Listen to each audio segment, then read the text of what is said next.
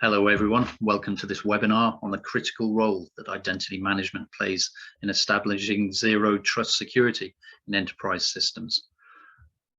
My name is Martin Courtney and I am the commercial editor here at the Register, and with me I have Yiftach Keshet from Silverfort. Welcome Yiftach, and thanks for joining us. Hi, pleasure to be here. So Yiftach, give us a quick summary of what we're going to discuss today so the viewers know what to expect. Cool. So we'll go over the basic principles of zero trust. What is that? What's definitions and purposes? We'll talk about how we make it from vision to reality, okay, which means we talk about implementation, and we'll disclose our 4 pillars: unification, context, enforcement, and granularity. And we'll also provide you with an actionable checklist in which we can actually take a copy of the screen and assess it against your own environment. All right, that sounds like we've got a lot to get through in that case. So, I mean, let's start. We hear a lot from cybersecurity vendors now about the 3 zero trust principles. What are these? We can actually summarize these principles into an assumption that we say at the end of the day, it's naive to think that we can keep attackers out in 100% success rate. At a certain point, we'll have an attacker inside, okay? And that means that the traditional mindset of distrusting incoming traffic and anything else, but implicitly trusting everything that takes place within your boundaries does not hold water. Actually, it's zero trust in a way. It's a very pragmatic approach. It says, first of all, I assume that I now have a threat actor in the network that can access resources, that can move, maybe has credentials, and that means that any change that takes place within my environment, I need to verify explicitly. The fact, for example, that user John has authenticated with a valid username and password to a file server doesn't mean that 30 minutes afterwards, when the same user will try to access a SaaS application, I cannot blindly trust this user only because I trusted them 30 minutes before. And this aligns tightly with the least privilege access. Again, we're talking here we're talking about reducing the attack surface. Assuming that I have a threat actor inside, I'm saying, okay, of course, I'd like to detect this presence and remove it as fast as possible.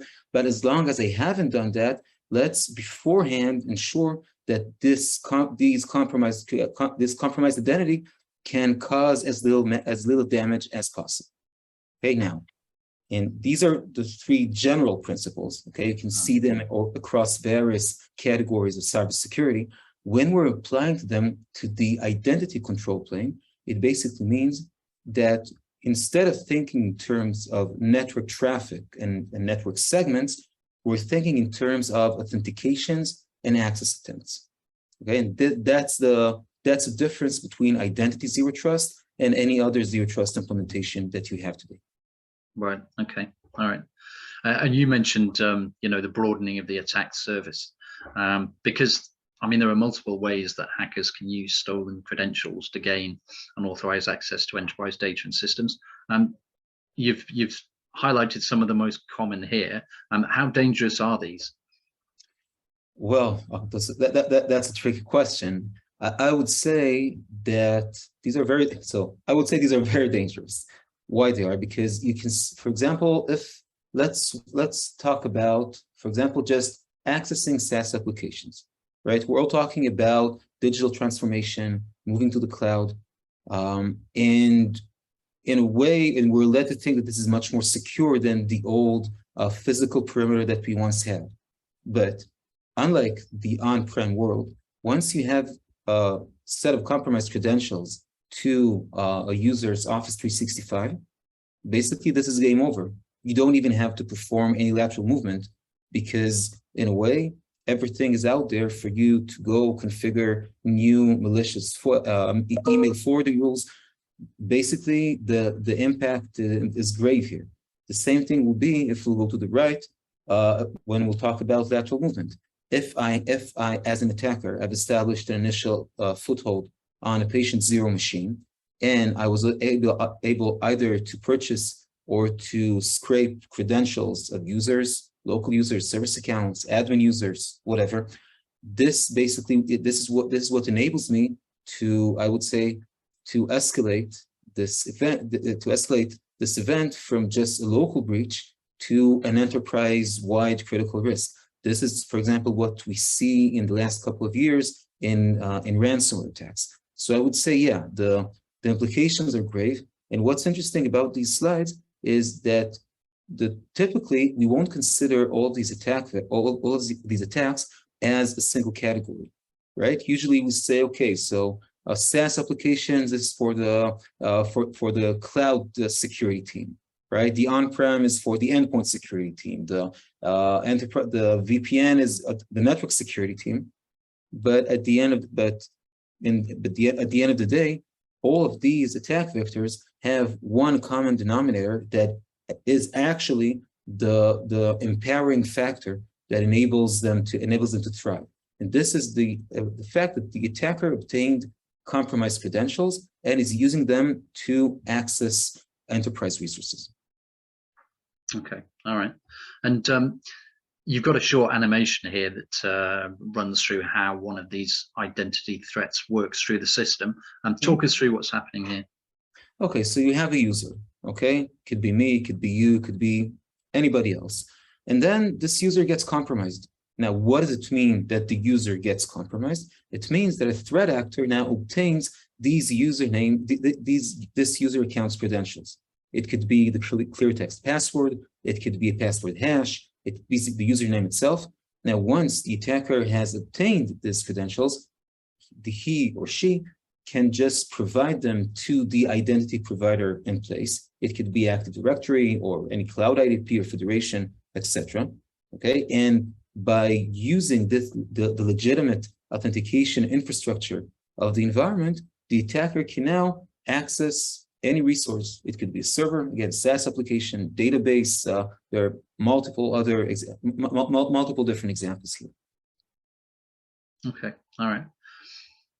And if you're an organization and you're looking to thwart that type of attack using the zero trust principles which we outlined earlier, where do you actually start to assess your readiness and put policies into place? Yeah, so actually, this it's a great answer. It's a great it's a great question, and the next like 10 slides or so will answer that. I will just say that I'm talking with a lot of security teams, identity teams. While the concept of zero trust intuitively makes sense, okay, it's really, you can't argue with that. I think the real burning question is exactly what you said. So where to start? How do I know if I even can start? Are there any preliminary actions that I should take in my environment to do so? And I think, and that is one of the most interesting challenges that we have today. We have a concept that I think there's a consensus across the entire security community that these principles are valid, okay, and their implementation can take us a long way forward towards thwarting these types of attacks. But how do I do that? Okay, and this and this is a discussion that we're going to have in the coming slides.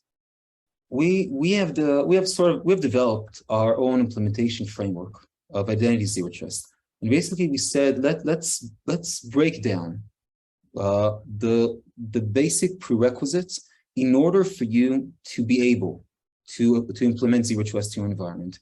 And the pillars that we've outlined, and I'll just go over them briefly, and then we'll go one by one, is unification, context, enforcement, granularity. And unification means you see everything, everything in the sense of every authentication and access attempt.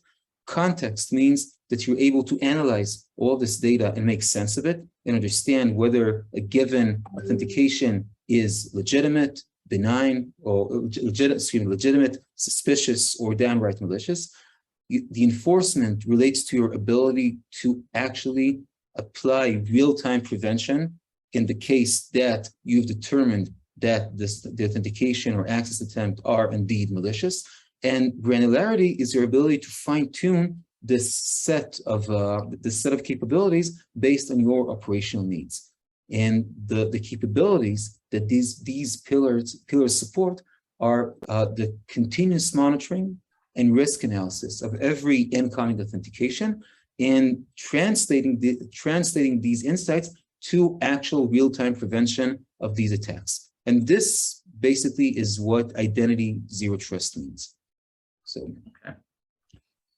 Let's go into that in a bit more detail. What, describe to me the unification part of that framework. Okay, okay, I'd be happy to. And again, I would say I think it's very hard to argue, okay, with the principles that I will with the pillars that we'll outline now. So the way we define unification is the ability to have 360 real-time visibility into every authentication and access attempt across all on-prem and cloud resources, made either by human or machine users through any access interface using any authentication protocol. Okay, and this is sort of a lot of words to say every authentication. Now, it might sound trivial, but it's actually not. 97% of organizations today have hybrid environment, right? They have on-prem Active Directory. They may even have legacy mainframes. They have SaaS applications. They have cloud workloads. Okay. Now, there is today no interface that can aggregate all the authentication and access attempts that are made through all of these identity providers to all the cloud and on-prem resources. Okay, so this by itself is a challenging task. Plus, when you think about the users that you have, so you have your standard users. Okay, you can argue that they're rather easy to control. You have your domain admins, right? The help desk guys, the administrators, the IT team. Now, but you also have service accounts. And service accounts, for anyone from the audience that is not familiar with the term, these are accounts that are used for machine-to-machine communication. Okay, when you, for example, if you have an Exchange server or any other, if you have any application on-prem, so you have at least 5 service accounts that are distributing the software from machine to machine. They do scanning. They're in charge for updates. Your IT admins, they configure the service accounts to automate repetitive tasks. Now, as strange as it may sound, there is no button today you can click and say, filter and show me these service accounts. So so seeing them is quite challenging. And of course, we have third-party users, which I think this is one of the hardest entities to monitor. And unification basically means no excuses. Everybody, every user account that authenticates to any resource must be monitored, must be funneled into a single centralized repository. Okay, right. This is unification.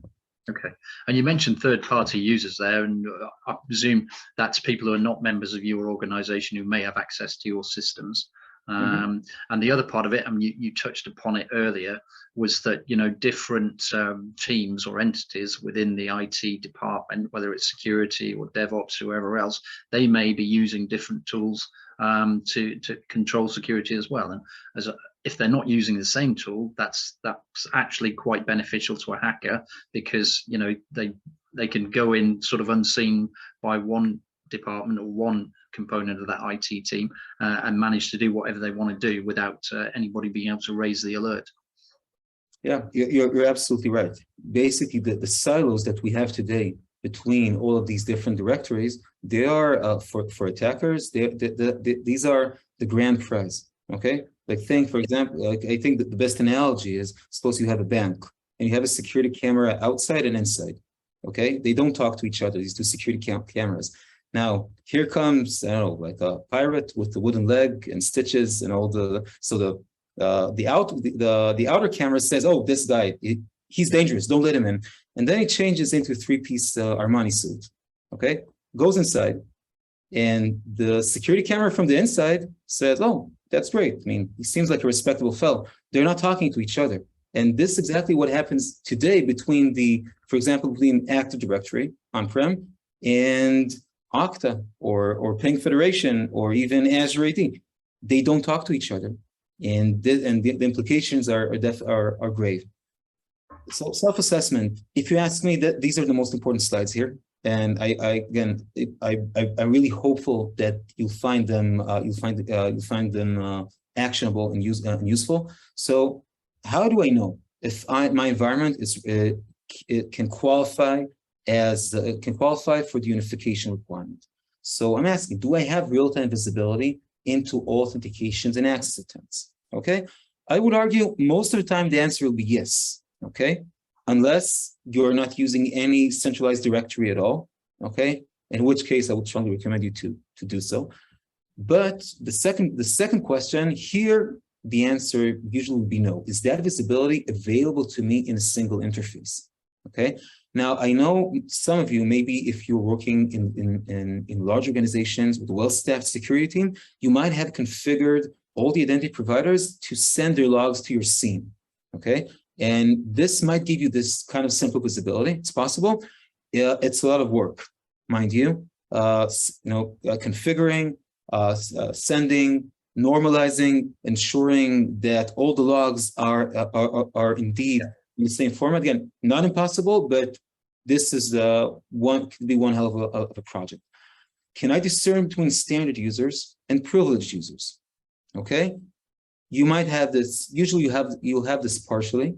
Okay. For example, you go to Active Directory and you check the organizational units, right? And you see, so you have the domain admin groups. Okay. This could give you an indication. However, there might be privileged users that you're not aware of. And the final one, that's the hardest, can I discover service accounts? There's no week passing by without me talking to identity teams and security teams and always ask, so how many service accounts do you have in your environment? And that's the moment where they start looking aside, saying, I don't know, maybe 50, 60, 100.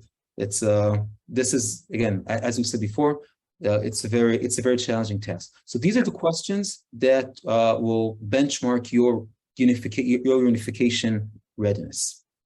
Okay, now off to the next pillar. This is context. Okay, and I won't read everything. I'll go to the short version. Okay, basically, context means I can make sense of what I see.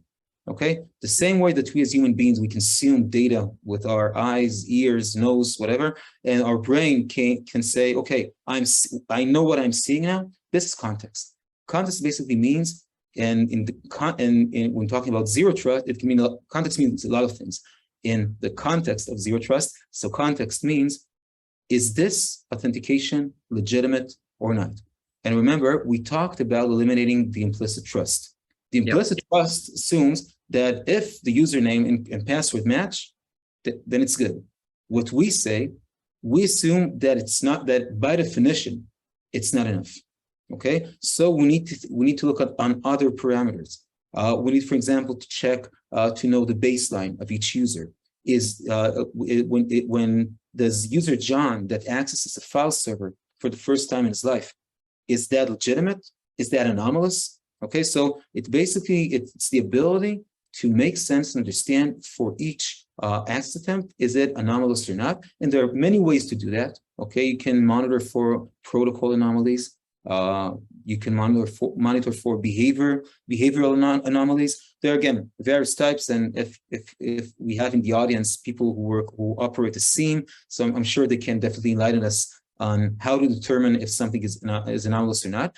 It's important to emphasize that your context creation ability will be only as good as the unification pillar before that, right? Because if you can have the best AI engine, but if it sees only 60% of the data, you'll be blind to anything that involves authentications or behavior from the other 40%.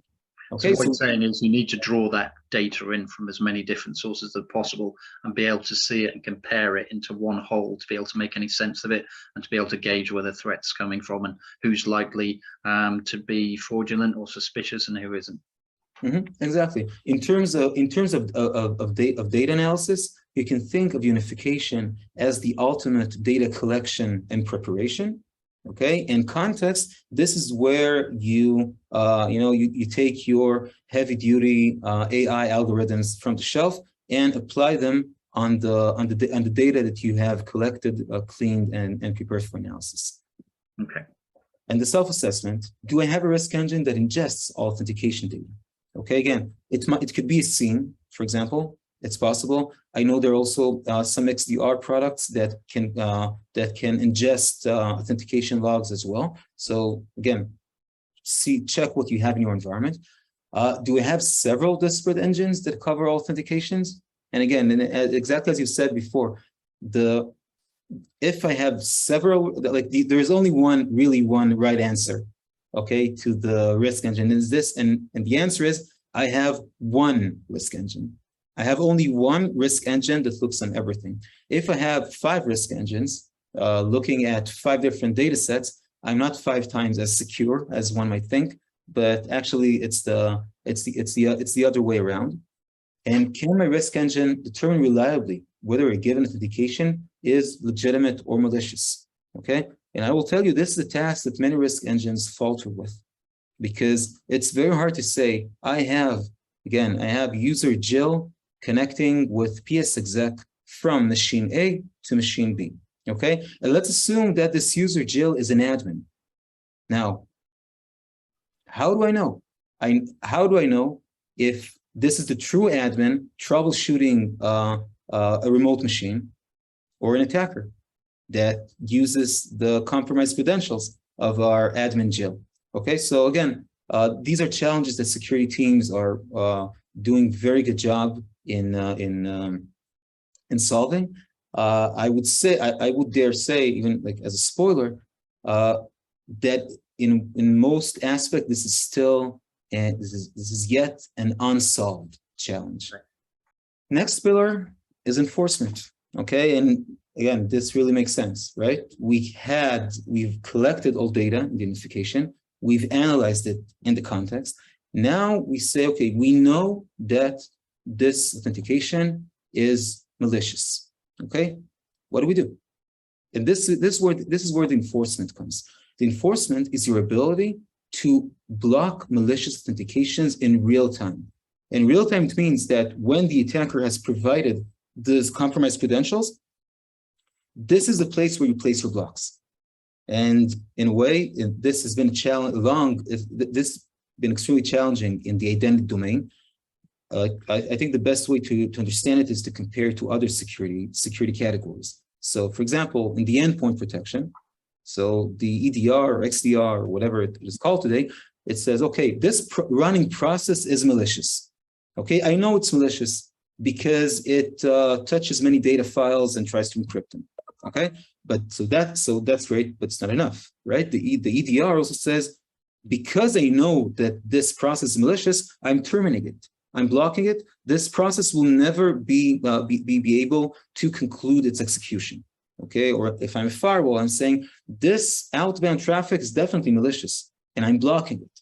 Okay, now translating this principle to the identity domain means I know this authentication is malicious, hence I'm blocking it. Okay, and as strange as it may sound, this is a component that, and actually I think the best place to talk about it is here. This is a component that is missing from at least in the on-prem world. It practically doesn't exist at most environments. Okay, so I should ask myself, the ability to recognize that something is malicious traffic, that you don't have, or a malicious user, but you don't have the ability to actually block them, to do anything about them. So you can recognize the problem, but you can't actually solve the problem. Is that what you're saying is happening at the moment? Yeah, exactly. And this because the component that the authentications that is in charge of the authentications, let's think of Active Directory. Okay, yeah. So every authentication in the on-prem, every authentication goes through Active Directory.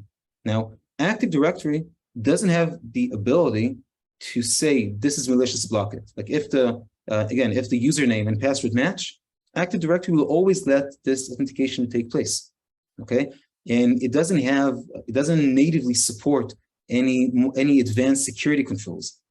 Now it means that the only alternative that it leaves us today is just reacting to this malicious authentication after it took place. Okay, now, so when I want to self-assess my readiness, I'm asking, can I enforce rule-based access policies across all my resources? Again, all on-prem, cloud workloads, SaaS applications, everything. Can I do that? I would say in the cloud world, relatively easy. Okay, again, one thing you can say many good things about the cloud. In terms of security, authentication in the cloud is by definition much more secure than authentication on-prem. Okay, you have MFA, you have various abilities to analyze and prevent access. Now, can I enforce risk-based access policies across all my resources? I think there's not a single organization that hasn't experienced rolling out MFA, okay, with very strict rules that says everybody has to do MFA all the time, okay? And 2 weeks afterwards, I don't know, the CFO tried to access some finance spreadsheet while he was in the airport, couldn't do that, and everything just rolled back. So it's very important to be able to chain this enforcement to the risk engine, not just do like bulk step up MFA verification, but saying only if my risk engine has determined that there might be a suspicion here, there might be potential risk, only then do the enforcement. Because if you can't do that, it means that there's very good chances that in quite a short time frame, you won't have any MFA protection at all on any user and on any resources. Yeah. Can I apply MFA to all my resources and access interfaces? Okay. When we say access interfaces, it means many resources have more than one way to go in. For example, I can log in remotely to a file server with RDP. Okay. Now, and RDP is a protocol that that supports MFA. So I can basically enforce MFA on any remote RDP connection. Okay, and that's in a way that's great, right? Because even now, if an attacker has my credentials, still there's no he might have the credentials, but he's not able to use them for malicious access. But there are more than one ways. There are more than one way to connect remotely to this machine. I can do it different ways in. Yeah, exactly. So if I'm opening a command line and I'm using PowerShell or PSExec or WMI, okay. Now, unfortunately, these tools, great tools, amazing admin tools, they were built way before MFA was even available. Okay, so you can't. So these are access interfaces that, by definition, you can't enforce MFA on. And we see actually all the ransomware attacks in the last couple of years are a living proof that when you use command line access to propagate within the network, there is no security measure that can secure you. So here, for example, the answer for this question, I'll tell you in advance, is always no. Is always no. I can maybe enforce MFA on some, but I can't do it on all of them.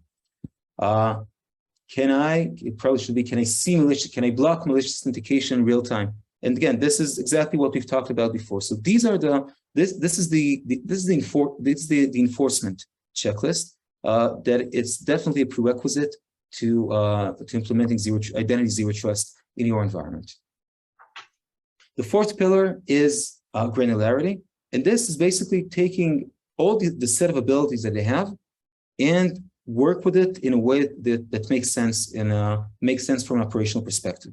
For example, I can say you have to. I'm analyzing the risk of your access attempt, okay, but for the next 20 minutes, you won't have to do any additional security measures. It could be 20 minutes, it could be 30 minutes. It basically it gives me the flexibility, okay? It gives me the flexibility to apply the protection in a way that makes sense.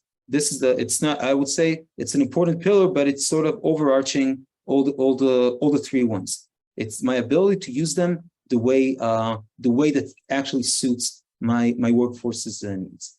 So here we have the entire table that you've seen before. I won't go over it, okay? But again, if you want to take the screen, I think it's I actually know of more than more than a few people that used it in a very efficient manner. There's a lot of good information in there. You talk about especially what people need to think about in terms of how they approach the problem right now. And obviously you guys at Silverfort thought about this a lot, and you've come up with a potential solution in the form of the Silverfort Unified Identity Protection Platform. Give us a quick rundown of how that works. Okay, so if you look at this animation, you'll basically see that it implements everything we've talked about. So you have Silverfort here in the middle, and it natively integrates with all the identity providers that you have: Cloud IDP, Active Directory, remote access, PAM. It's connecting to all of them, okay? And in that manner, whenever we see all the authentications and access attempts in real time, and our risk engine sees the entire context, and based on this, we can do our own. We can connect either with our own or with a third-party MFA service, and instruct the identity providers for each authentication whether to allow access or deny it. Okay, and to make it a bit more understandable, so let's understand how does it work. So you have in your environment, right? You have users, admins, service accounts that are they're always accessing your resources. Yeah. Now, from the user perspective, this is a very seamless experience. Most of them don't even know that there's a directory in that there's such a thing as an identity provider. Now we know that what happens behind the scenes is that when the user wants to access a resource, the user actually sends an access request to the directory. The directory would check if username and password match, and if they do, will allow access, and if not, will deny. Again, this is what we have today. And the problem that we said, it's not enough, because there are more than 20 billion compromised credentials out there in the dark web. We assume breach, we assume the credentials is compromised. So Silverfort alters this process in the following manner. So when the user sends an access request to the identity provider, and after the identity provider has checked if the username and password match, the identity provider won't let access immediately. Rather, it will forward the access request to Silverfort itself that sits behind it. And then Silverfort will check if the authentication is indeed legitimate through continuous monitoring and risk analysis. Now, if it's legitimate, great, go ahead. If it's downright malicious, we'll block it. But in many cases, what we'll do is we'll trigger MFA. Silverfort will either communicate to its own MFA service, or any one of the vast MFA ecosystem that we work with. Then Silverfort will reach a verdict based on the response, feed it to the identity provider that has patiently waited until I finished explaining what we do, and then only then the identity provider will allow or block access per Silverfort's verdict.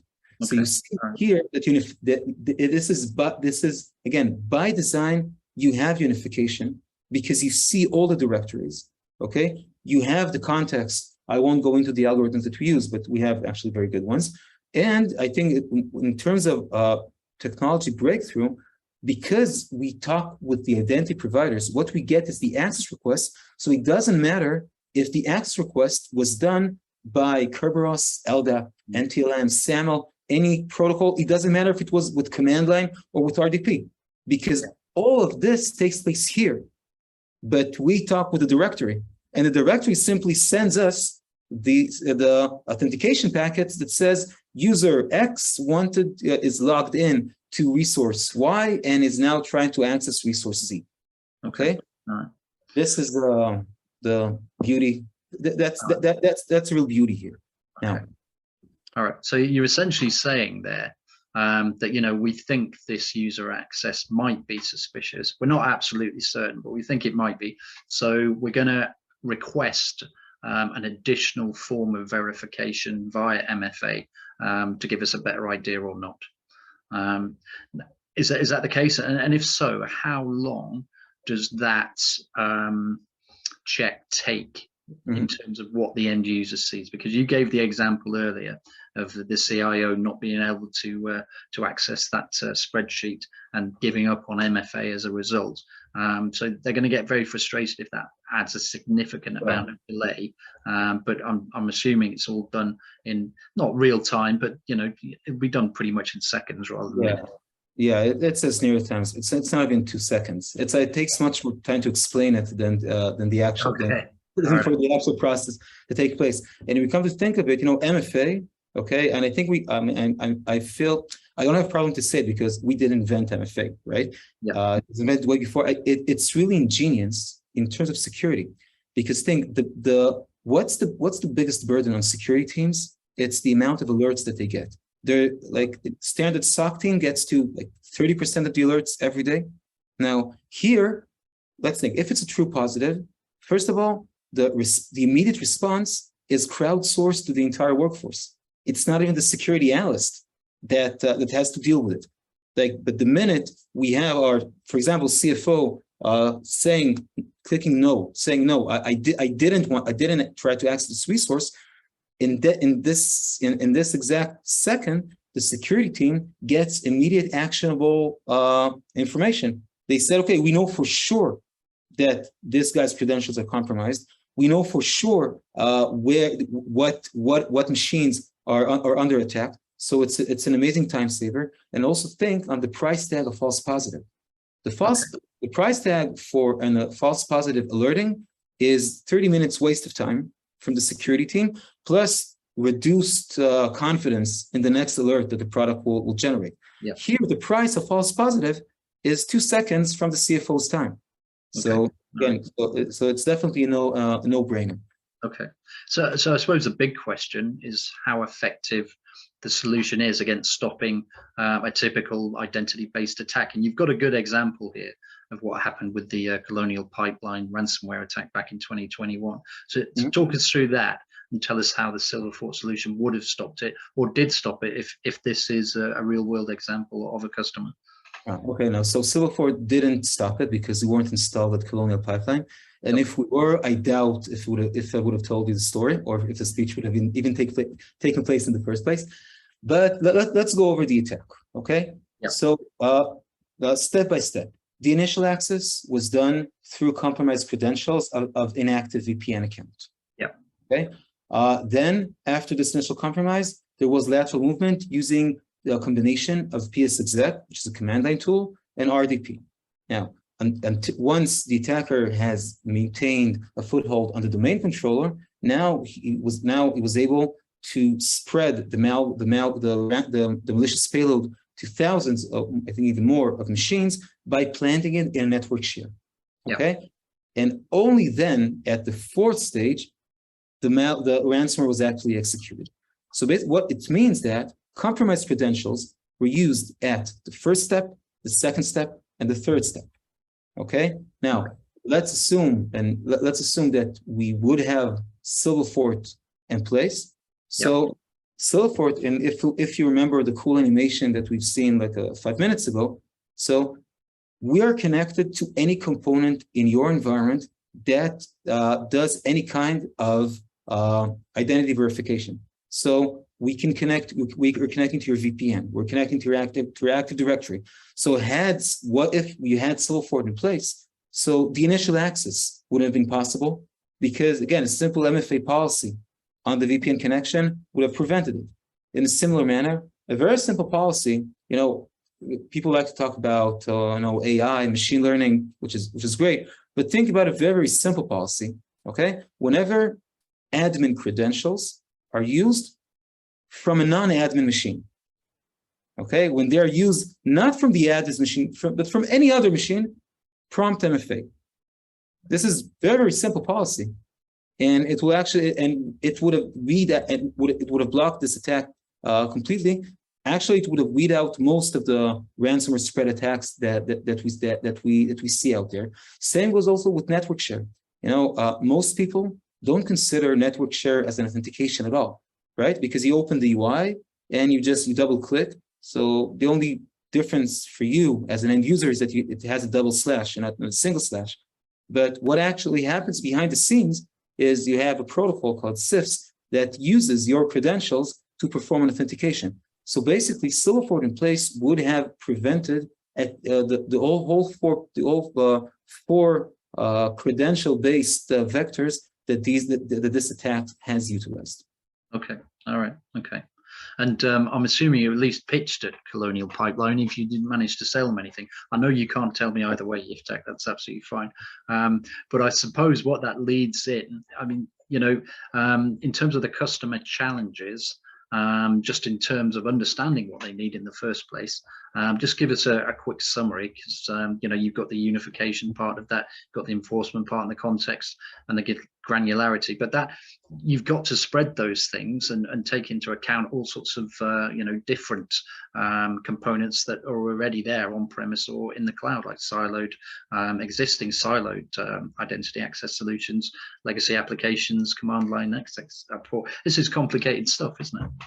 Yeah, definitely. So let's take, for example, so this customer, one very large manufacturing company, like more than 30,000 employees, complex environment. So their problem was, first of all, exactly what you've talked about. They had siloed IAMs, Active Directory for the on-prem, Azure AD for the cloud, tons of PAM here, VPNs there, no centralized visibility, and there was no way, they didn't manage to get visibility into all those service accounts. So you can so this is the unification challenge. Yeah. On the context and granularity, okay, they also, I mean, since these were siloed and since there were many authentication and access attempts that weren't even monitored, it was very hard for their SIEM or for their the risk engine that they've employed to actually reach a reliable verdict for the authentications that took place. The main gap was in the enforcement. And again, because remember, if you don't see service accounts, you can't enforce anything on them. Okay, you can't apply any policy. Legacy applications, many manufacturers and banks actually, they use several hundred of applications that were written 15 years ago, even the most advanced of them. Okay, now they will never shift these applications to the cloud. So what do? How do you enforce protection of them? And you know, trust me, you know, if you're a manufacturer, the big one, you definitely know, you know for sure that people from a certain part of this world, I won't say what, are after you, you know, to get your blueprints, to get your IP, to basically eliminate any type of competitive advantage that you have. Yeah. So these were the challenges that they have, and we've partnered with them, and in a way, Silverfort has become the backbone of their zero trust the backbone of their zero trust architecture, because what you see here basically it greatly simplified everything. So they used, first of all, they used Azure AD for their SaaS applications and cloud workloads, and they use Active Directory for everything that they had on-prem. Now Silverfort directly integrated with Active Directory, okay, and Silverfort also has the ability to translate everything that takes place in Active Directory to Azure AD. In a way, you can think of it as all the machines that you have on-prem, Silverfort translates them to Azure AD, so Azure AD thinks that they're actually applications. So, and Silverfort acts as the middleman, as the translator between them. So now this manufacturer is now able to use Azure AD as the single interface where it can monitor, see logs, hunt for threats, and most important, configure access policy to every asset, to every resource that it has, not only in the SaaS ecosystem, but in the on-prem environment as well. Okay, so what we have here now is a really native integration between the on-prem and the cloud. And this is what we talked about all along. It's unification, context, enforcement. And from the Azure AD, you can determine the level of granularity in which you want to actually implement these pillars in action. Okay. All right. That's great. I'm afraid we've run out of time, UNIFICATION, so we can't take any questions at the moment. All that's left for me to do is to say thank you very much to everybody who's joined in and watched us today. Thank you very much to UNIFICATION for your input. If you'd like to know more about Silverfort and Zero Trust Security, I'm sure the company would be happy to hear from you, and you just need to visit their website for contact details and browse what they have to offer. Otherwise, that's it from us for now. We'll say goodbye and see you next time.